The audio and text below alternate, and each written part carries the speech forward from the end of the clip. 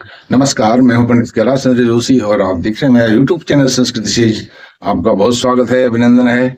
आज हम बात करेंगे आपकी कुंडली के कारक ग्रह। कारक ग्रह बहुत ही ताकतवर होते हैं, शक्तिशाली होते हैं और वह आपको शुभ फल देते हैं।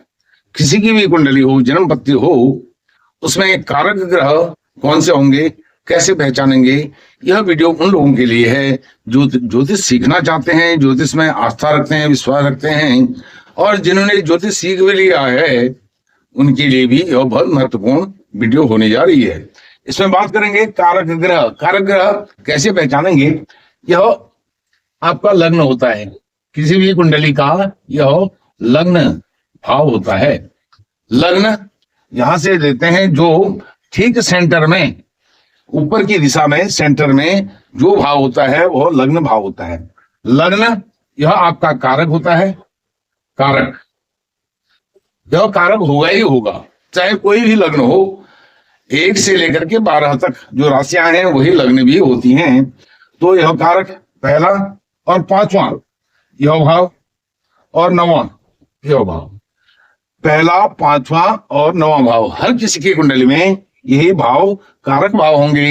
इन भावों में जो राशि होगी वही उस राशि के स्वामी कारक ग्रह होंगे। जो भी यहाँ पर अंक होगा इन तीनों में, उन अंकों के जो स्वामी ग्रह होंगे वही कारक ग्रह होंगे। मान लीजिए यहाँ पर लिखते हैं हम 3, किसी का लग्न 3 है तो यहाँ कौन सा अंक आ जाएगा? 7 आ जाएगा। गिनती करते हैं 5वां घर, 1 2 3 4 5, यह 5वां घर, यह 5वां घर हो गया। अब यहाँ 3 है, 3 4 5 6 7, यहाँ पर 7 का अंक आएगा। 8 9 10 11, यह जो 9 भाव है यहाँ पर 11 का अंक आएगा।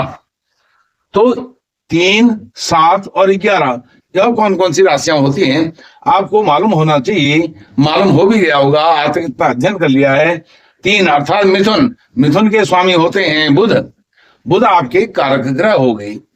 तुला, 7 का माने तुला के स्वामी होते हैं शुक्र आपके कारक हो गए। और यह कुंभ, 11 का अंक है, कुंभ के स्वामी होते हैं शनि, यह आपके कारक हो गए।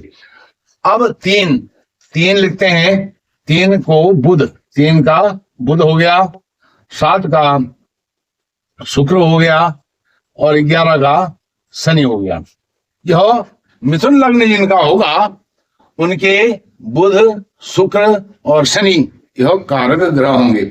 आपके समझने के लिए मैंने यहां भी लिख दिया है, आपको मालूम ही होगा 1 और 8 मेष और वृश्चिक राशि के स्वामी मंगल होते हैं और 2 7 तुला, वृषभ और तुला के स्वामी शुक्र होते हैं। 3 6 मिथुन और कन्या के स्वामी बुध होते हैं। 4 कर्क राशि के स्वामी चंद्रमा होते हैं। सिंह 5 सूर्य होते हैं। 9 12 धनु और मीन राशि के स्वामी गुरु होते हैं और साथ में 10 11 मकर और कुंभ राशि के स्वामी शनि होते हैं। किसी भी की कुंडली आप उठा के देखें, किसी की कुंडली हो उसमें उठा के देखें, यह लग्न भाव है, लग्न से 5वां, पंचम से 5वां, फिर लग्न से 5वां और 5वें से 5वां, अर्थात जो लग्न और पंचम नवम है ये आपस में नवम पंचम होंगे। इसके पंचम में यह भाव होगा 5वां घर, 5वें के पंचम में 9वां होगा और लग्न के 9वें में यह भाव हो गया, 9वां भाव हो गया, पंचम में यह हो गया। इस 5वें घर का 9वां भाव आपका लग्न होगा। अब इसमें आपको यह बताता हूं, बुध शुक्र शनि आपके कारक हो गए। कारक ग्रह का मतलब क्या होता है? यह फलादेश में, प्रिडिक्शन में बहुत महत्वपूर्ण होता है। कारक अर्थात यह शक्तिशाली होते हैं, सामर्थ्यवान होते हैं, आपके लिए हमेशा शुभ होते हैं, अच्छे परिणाम देने वाले होते हैं। तो ये जो कारक ग्रह हैं इनको जितना आप शक्ति प्रदान करेंगे उतना आपका कार्य आसान होगा, आपका स्ट्रगल, मेहनत, परिश्रम कम होगा। कम परिश्रम करके भी आप अधिक पा लेंगे। तो अब इनको और अधिक शक्तिशाली कैसे बनाते हैं? इसीलिए जो कारक ग्रह होते हैं, जैसे इस जन्म कुंडली के कारक ग्रह बुध है, शुक्र है, शनि है, इन्हीं कारक ग्रहों के रत्न भी पहनने चाहिए।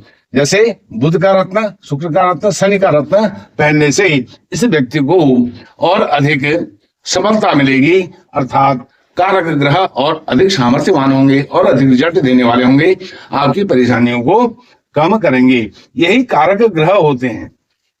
अब एक महत्वपूर्ण बात आपको और बताता हूं, जो कारक हैं वही मारक भी हो जाएं तो कारक ग्रह, जो ग्रह कारक है, जैसे शनि है, शनि 2 राशियों का स्वामी होता है, वह एक कारक हो जाएगा, दूसरा मारक भी हो सकता है शनि।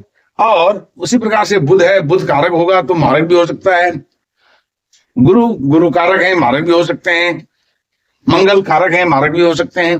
कुछ भी हो, कोई जो 2 ग्रह होते हैं, जो 2 राशियों के स्वामी ग्रह होते हैं, वो कारक के साथ मारक भी हो सकते हैं। ऐसी स्थिति में उनके कारकत्व पर जो उनकी शक्ति है, सामर्थ्य है, जो आपको अच्छे रिजल्ट देने वाले हैं, कारक ग्रह यदि वो मारक भी हैं तो आपको क्या रिजल्ट देंगे, अच्छा देंगे, बुरा देंगे?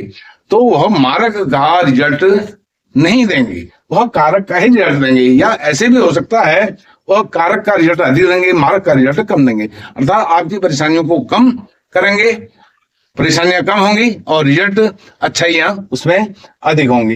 इस प्रकार से यह, अब हम रत्न धारण करते हैं तो रत्न धारण करने के लिए जो नवम पंचम है परस्पर त्रिकोण में है, यह परस्पर त्रिकोण है। इस प्रकार से यह त्रिकोण बन जाता है, यह एक त्रिकोण बन जाता है, इसलिए इसको त्रिकोण भी कहते हैं।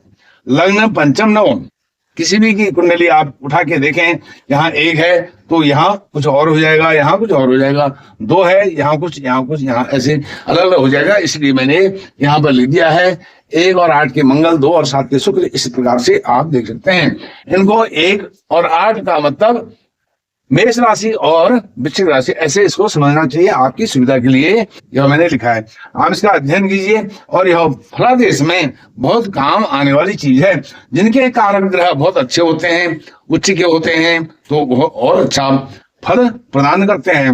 जो नीच के होते हैं या मारक भी हो जाते हैं, अस्त होते हैं, उतना अच्छा रिजल्ट नहीं देते हैं, लेकिन वह कारक होने के कारण वो अधिक बुरा प्रभाव नहीं देते हैं। आप इसका अध्ययन कीजिए, कमेंट बॉक्स में आप अवश्य लिखिए यह आपके समझ में कितना आया, कितना नहीं आया, कितना आपने इसका बेनिफिट उठाया है, नहीं उठाया है, कमेंट बॉक्स में अवश्य लिखें। और यदि वीडियो आपको अच्छा लगे, कुछ सीखने कैसा आपको लगे, तो वीडियो को लाइक कीजिए, शेयर कीजिए, चैनल को सब्सक्राइब करके मुझे सहयोग प्रदान कीजिए। फिर इसके बाद में मारक ग्रह, मारक भाव आपको बताने वाला हूं। बहुत बहुत धन्यवाद, नमस्कार।